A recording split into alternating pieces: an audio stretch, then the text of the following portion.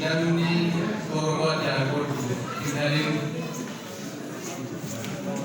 yoo dhale hin guddatin yoo guddatellee hin guddatin.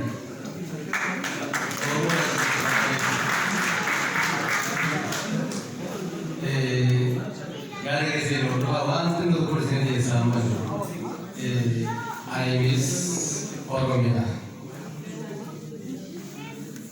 Baay'achuun yookaan heddumachuun kanaa mallattoo lafa barati.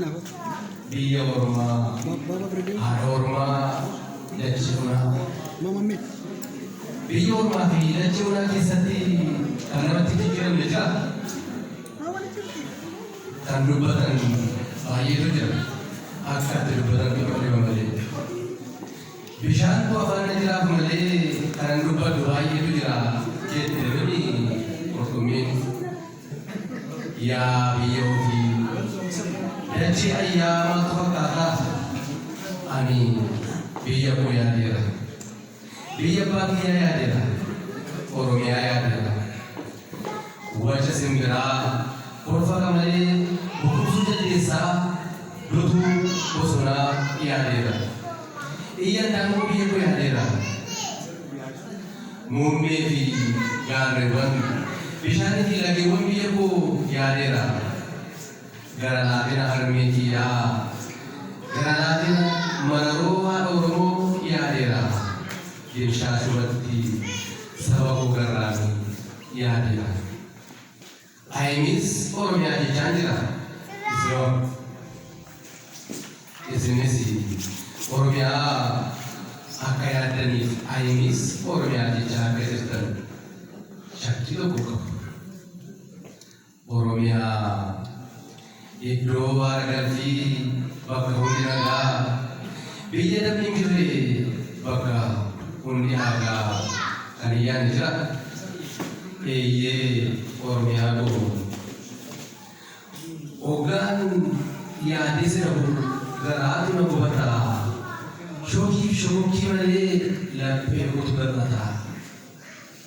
Utuu dubbannu seeroon gara dhufaa ture waan namni tokko isinitti himu waan ajaa'ibaa tokkotu namoota wajjin dhufanii qunnamee fira koo.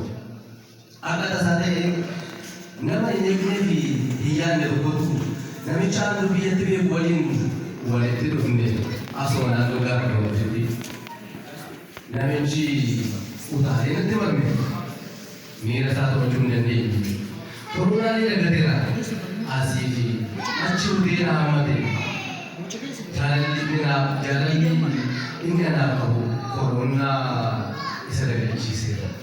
Jaalala koronaa dagachiisu isinii fakkeenya isinii jedhu.